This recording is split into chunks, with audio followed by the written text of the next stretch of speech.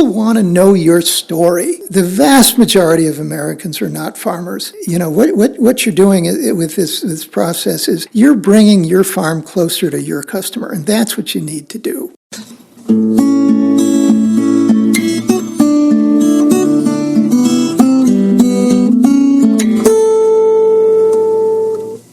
Welcome to the 379th installment of Ear to the Ground, the Land Stewardship Project's podcast on family farming, regenerative agriculture, community food systems, and local democracy. I'm Brian DeVore, editor of the Land Stewardship Letter. There's nothing like a colorful Instagram photo of a farmer standing hip high in a field of wheat or oats to get the attention of eaters seeking healthy food raised in a way that benefits the land and rural communities. It sends a simple, feel-good message. Here's someone who stands behind the food they raise. And then, when a farmer takes the next step and puts their name on a bag of flour or other product that's milled from that grain, an even closer connection is made between the field and the fork. Gilbert Williams is a big proponent of this type of what he calls farmer-forward marketing. In 2009, he and a partner launched Lonesome Stone Milling with rented buildings and used equipment in southwestern Wisconsin.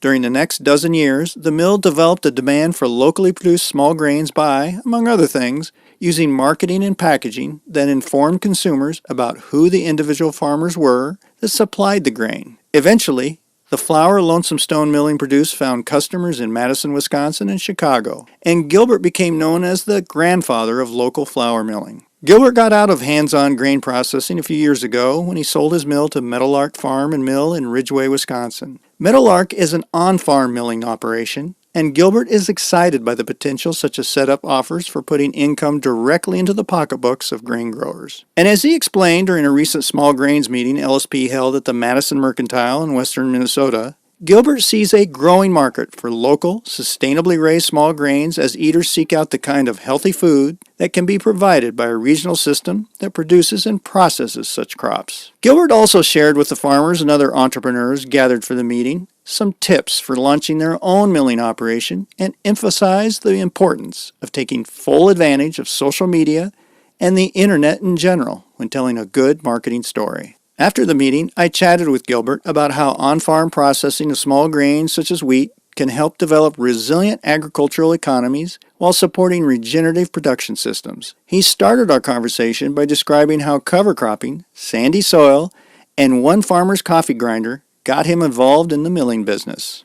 So Gilbert, we just had a kind of a field day, and then we had a workshop where we talked about some of the possibilities for, as we're putting it here, trying to bring small grains back into an area like western Minnesota. And you have quite a bit of experience working with small grains and milling small grains in Wisconsin in particular. Give me a little background on how you got into that and kind of the growth of your business and what all you were doing with that kind of at its peak, some of the products you were processing, that type of thing. And yeah, kind of what got you into that.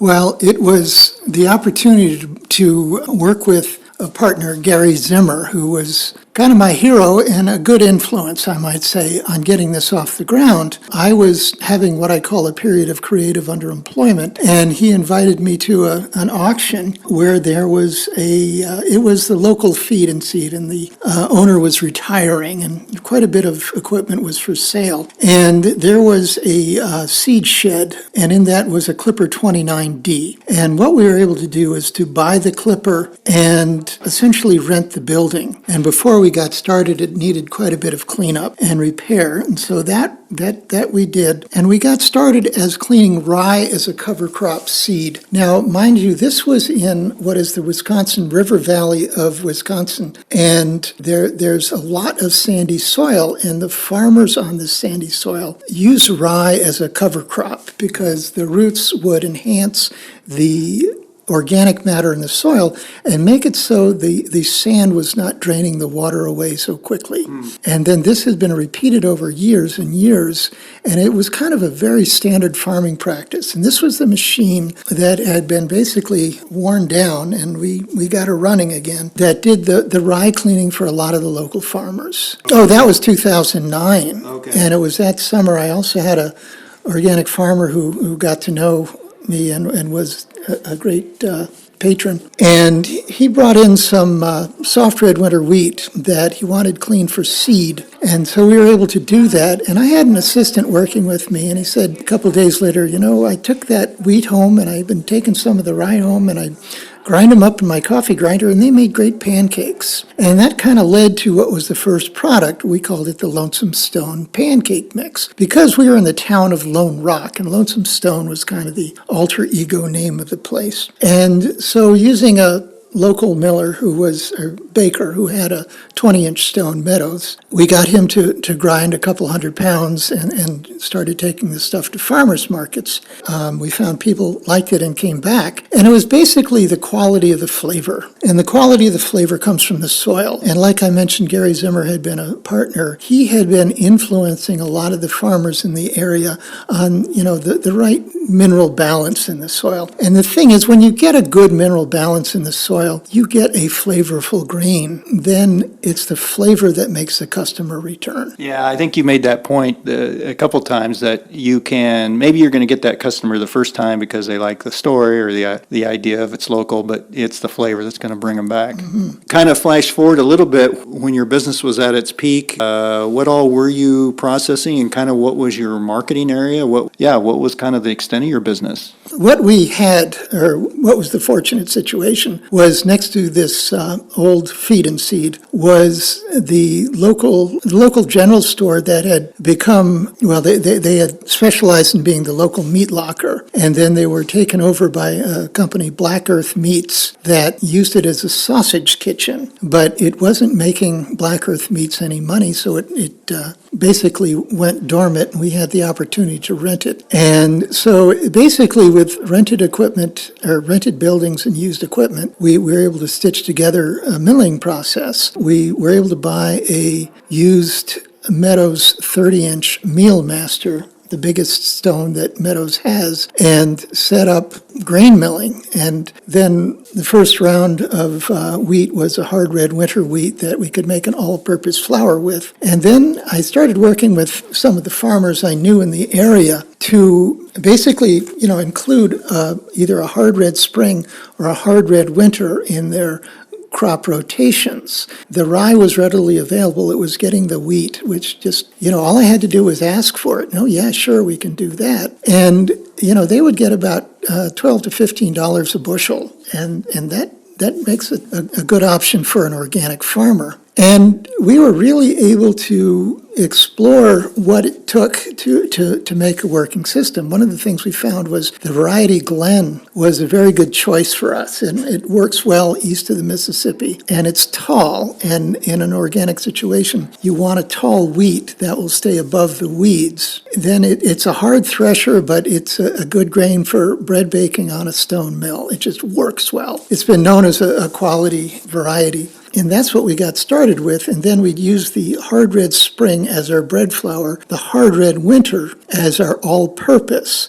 And then the soft red winter was a pastry flour. And the soft red winter would also go into distilleries. So we were kind of able to jump that gap and work with some craft distillers making a vodka out of the soft red winter. So it sounds like you were making flour out of wheat. Was it just that kind of flour, or what kind of flours were you making? Stone milled flour. And so we had two products. We had three different wheats making three different grades of flour, and then each one had either the whole wheat version or the sifted version. And it didn't take us too long to find that the biggest seller was the sifted version of the bread flour. That is the one from the spring wheat. Right behind that was, the whole wheat, both all-purpose and bread flour. And then we would make, either a pastry flour or for distillery out of the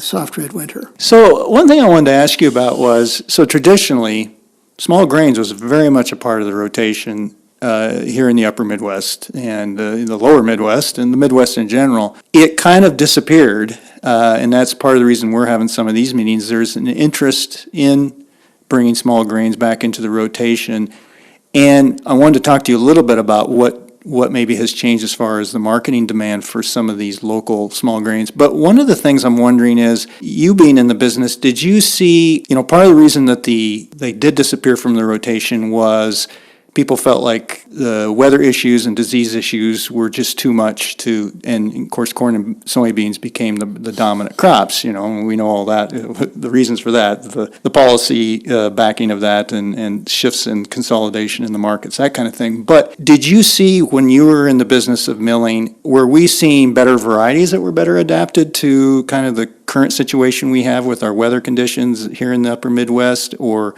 changes in what was available to plant, that kind of thing? I mean, because you were obviously able to get enough wheat in the part of Wisconsin that you were in to make a viable business. Yes, it was not easy, and I admit I had to buy, during the course of the business, 2 semi-truckloads from a farmer I got to know in North Dakota, eastern North Dakota, just outside of Fargo. But, we try to keep it as close as we can. I sold the business to John and Hallie Wepking, who formed Meadowlark Community Mill, and were able to build from the ground up a good milling system. I retired after we sold all the inventory during the COVID outbreak. Along the way, I believe it was 2012, one of the owners at a company called Madison Sourdough, that's Madison, Wisconsin. They're an excellent sourdough baker. He wanted to try the variety Turkey Red, drove out to Jennings, Kansas, and comes back with a tote full. And I split that between 3 farmers just to try it, and it grew very well. Although, it has the traditional grain, or the heritage grain susceptibilities to disease, which was vomit toxin. But at the time, there was a demand for that. The heritage grain, which would have a gentler gluten, is the best way I can describe it. And for a while was, a hit. And we were, I think, the first company in the area that could at least process that into flour, and the Turkey Red sold very well for a few years. Now, the Turkey Red, in terms of heritage grains, has kind of been superseded more by what I would call the ancient grains, which would include the spelt, emmer, einkorn, and the farro is what you would call it, that family of grains. But that is to say, again, our best variety was the Glen, which is a tall modern wheat and a very good baker. Its quality of baking flour is, I think, what's important here. If you're looking for a gentler gluten or a non-gluten, you're not going to have the same, the rise and what's essentially the plasticity that the gluten brings. So, let's say that it's the different wheats will make a different product, but these different products have different applications. And so that did work well for us. Yeah, so you were able to get some varieties that can work in this climate. Let's talk a little bit about then the marketing. It sounds like you were able to hit it at a time when there was more, and you talked about this a little bit today, there's more of an interest in baking with these ancient grains and these traditional grains and really looking at the nutrient density, that type of thing. So it sounds like there's been more of an interest in that. Well, there's been an increasing awareness. I think Turkey Red was at the forefront of the interest. And, I think today it is heritage grains, that need dehulling. And let me also say, I think the dehulling equipment is much better now than it was 15 years ago when I was fussing with it for, the heritage grains, because even the spelt comes in a hull. It's much easier to dehull than oats. Oats was always a tough dehuller. So I think it's more easily available as a dehulled grain now than it was a while back. And that is a good thing for the ancient grain marketplace for those who are interested. Where were you, what was the geographic area you were marketing your product in? We were the mill was located in Lone Rock, Wisconsin, which is about an hour west of Madison. And so once a week we drive a van into Madison and make stops at, the regular customers, the grocery stores, the food co-op, Madison Sourdough, and some restaurants. And then that grew into marketing into Chicago. And for that, we got a distributor. And although he was taking about a third of the money, we got into some pretty good Chicago businesses who were buying basically about a pallet a month. And even though our flour was more expensive, one of the tricks is you can mix, say, the whole wheat with the white flour and still retain a good bit of the flavor. It was the flavor that people liked. It adds character to the bread. And I remember one of those big customers was Middlebrow Brewing, who in the morning was a coffee shop and bakery, and then in the afternoon, a pizza operation with a small beer brewery, and quite popular in the Lincoln Park area of Wisconsin, of Chicago. We've had a lot of interest. We had a big small grains workshop in January down in southeastern Minnesota in Albert Lea. Huge turnout of farmers who were interested in that. There was a lot of talk about there's an oat processing facility that's trying to get started down there. We had a good turnout here today, and we learned a little bit about what Sand Hill Mill is doing with on-farm processing, that type of thing. Noreen Thomas talked a little bit about what she's doing up in the Red River Valley with value added, some of her grains that she's raising. So getting into small grains and raising them is one thing, getting that into the rotation. But then taking that next step and getting involved with the value added and the processing is a whole nother world and not for everybody. But you've been through that. Do you have any advice for someone who is maybe just starting to look into something like this? What are some things that they should be aware of, maybe some missteps that they could avoid, maybe some missteps you made that they could avoid? Well, okay, in this day and age, you want to design for food safety. So that is on the milling end, you've got to have a very, say, rodent-proof facility that is forklift accessible. You're probably going to be dealing in totes, and you want to be able to mill out of a hard-sided tote into a mill. You have the Meadows mills, and you have the New American Mills is the primary two mills in the United States. Then there's the Otter Roller from Germany or Austria, I can't remember which. But there's a good choice of milling equipment there. And then you have the steps between the farm and the mill, which is the grain cleaners. And this is where, step one, you're probably going to need an air screen cleaner.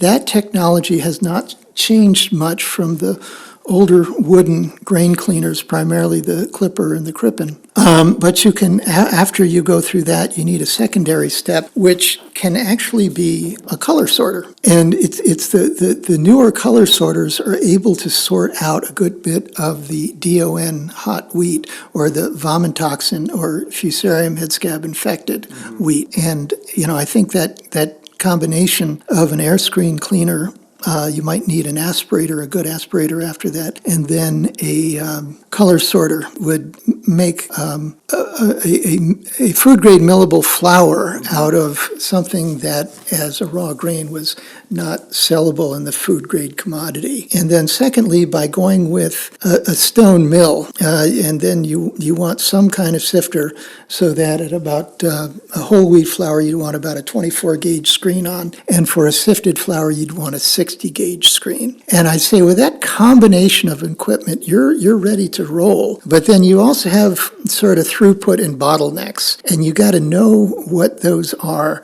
For example, your grain cleaning system is going to operate kind of independently, and when you've got clean grain, that's actually marketable either in totes or in 50-pound bags to home bakers. And then your milling, I'd say set up for being able to drop it in out of a 50-pounder, not a 50-pounder, a 1-ton tote. And then your milling system, when I ran Lonesome Stone, we were a small town operation where the old general store backed up to the old feed and seed. But it seems as though it's best placed on the farm. But that farm is going to need three-phase power to run the milling equipment. And that way, you're farmer-owned, so that you've got fewer people in the game, and the farmer is selling the value-added product rather than selling to a mill, and then the mill sorts, winnows and sifts, basically, and then sells the product. And that's kind of the situation. You sold your equipment to Metal Art Yes. Organics, and that's the situation they're in. They're on farm and all of that right now. Yes, they are on farm, and the thing is, there, depends on the year, 300 to 400 acres of various wheats grown on their farm, but they're also a market for a lot of other local, these are the ridgetop driftless area farms, because on the ridgetop, as opposed to the Wisconsin River Valley, you have more wind, you have quicker drying, you have lower vomit toxin. So I'd say the region that you're choosing is also important, although it worked, wheat was very much of an essential grain back before big agriculture took over. And remember, it was the price of corn and beans and the availability to, or the ability to use that as animal feed, and then in today's market to make ethanol out of corn, has driven a lot of the big farm markets. But, we may be 5% of the farmers market, or we may be 5% of the farmers and 5% of the market, but it is the premium 5% of the market. At your peak, do you know roughly how many farmers you were buying from and how many acres that represented? Well, let's see. I know I had 6 organic farmers, and I had about 3 or 4, depending on the year and what they grew, that were transitional. And the market turns out where the wholesale in the restaurant business has to be very price conscious. So they would pay, a lower amount, probably about 40 cents a pound, 40 to 50 cents a pound for what we could make out of what we tried to call transition or sustainably grown. And then you had the home bakers, and they're the ones who want the certified organic. And it was the food co-op and the high-price grocery store that carry organic labels. And they would, be the ones who would buy the organic. But you kind of had 2 different markets, and I realized I'm sort of competing against myself here. So one thing that Meadowlark did is they were all organic, and they've continued to be all organic. And I think, I was, say, the pilot scale test of a local milling system, and they are the full scale, well-running system. And, truthfully, I never made a lot of money, or I barely broke even on a lot of cases, and, made the most money when we sold it to Meadowlark. But somebody needs to be out there as the pioneer, and somebody needs to do it first. And at least as an older farmer, I call this the old miller's tale of this is how we do things, or how I did things, which was in the 5 to 20 years ago time. So, a lot has been learned. I'm an older white-haired guy, and I still can think and answer questions. Yeah. So. Well, I appreciate that you're you're willing to answer questions. Do you know, like, of those, you said around maybe half a dozen farmers you were buying regularly from, how many acres that represented? Oh, gosh, I don't recall at this point, but it's basically, think of it this way. About a 20-acre field with a good small grain yield, I'd say greater than 50 bushels, is going to fill up a semi-truck and maybe then some. And it's the measurement of grain in truckloads is kind of the way it goes. And, then a truckload is about 800 bushels, 800 to 900 bushels, if you're legal or not. And then that would relate to, 50,000 pounds of grain, which probably relates to about 40,000 pounds of flour. And, that's kind of how we would demarcate the process. So it's too far gone in my memory of how many acres they were. Yeah. So maybe, I don't know, it wasn't thousands of acres, but hundreds of acres. Right. Maybe we're talking. Meadowlark is well over 1 million pounds a year now, and, so they've grown into a local market. And, they try to buy as close to home as possible. So you talked a little bit about some marketing advice you would have for somebody if they have gotten to the point where they're doing some on-farm processing and trying to enter into that direct marketing, wholesale markets, that type of thing. What's some of the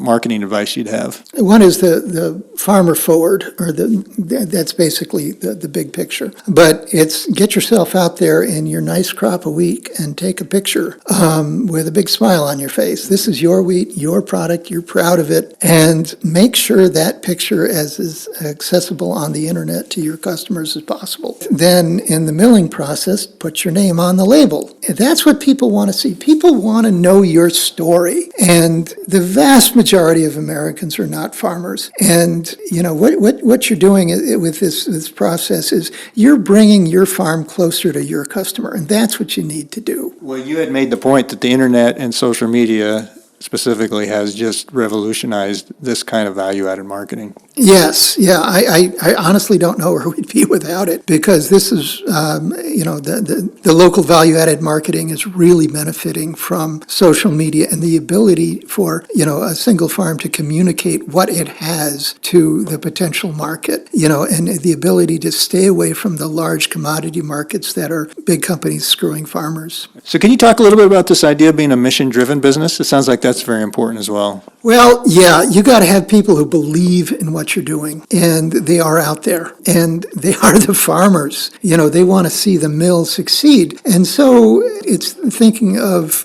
how would you set up something like this? It's, I would say, small milling co-ops that could have a brand label. Remember that branding and labeling as a recognizable logo is also very important. And, something that's either a catchy name or a memorable name is important. So your product will be known to people who choose to eat healthy. That's a good point. You also made the point, you were a pioneer. You felt like you never really made. I didn't get rich. You didn't get rich, and I think you even said you feel like today you would need $1 million in sales to really make it a profitable venture, but you got to start somewhere. And so it sounds like if somebody can tap into that market and get enough volume, but not get so big that they're not a local, regional business anymore, that maybe that's the trick to making something like this work. Yes. Make it a signature farm. Again, it goes back to the label, sort of the logo, the idea, the know your farmer, the farmer forward. Don't be modest about who you are as a farmer.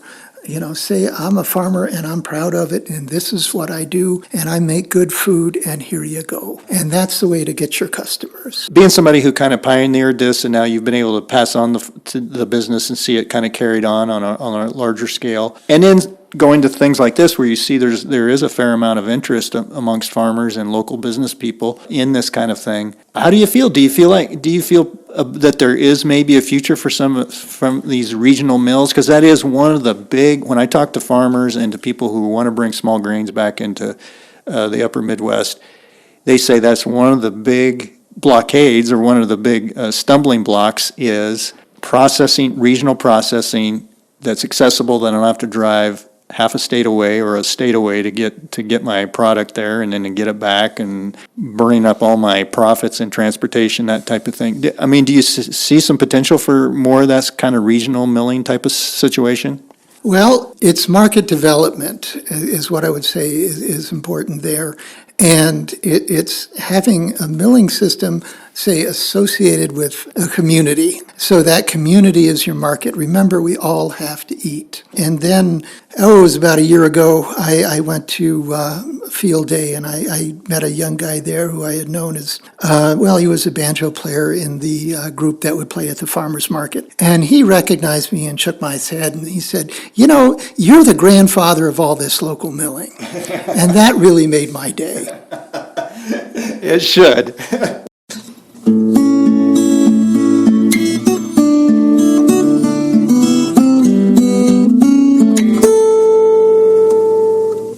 For more information on localized grain processing and the role it can play in diversifying cropping operations, see the podcast page for Ear to the Ground episode 379 at landstewardshipproject.org. On that page, you'll find links to interviews we recently did with Noreen Thomas and Peter and Brittany Haugen, who also have extensive experience with adding value to locally raised small grains and marketing them. During our interview, Gilbert Williams mentioned his original partner, Gary Zimmer, who's a pioneer in his own right when it comes to organic farming and soil health. On our podcast page, you can find a link to an interview I did with Gary a while back.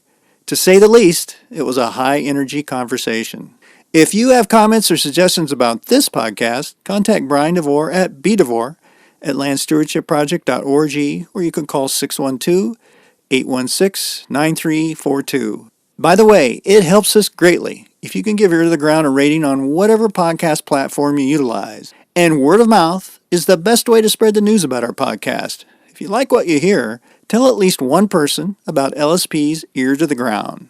Thanks to Laura Borgendale, a Western Minnesota musician, for Ear to the Ground's theme music. And a special thank you to all of Land Stewardship Project's members who make initiatives such as this podcast possible. If you're not a member, visit landstewardshipproject.org to learn how you can support LSP. Thanks for listening.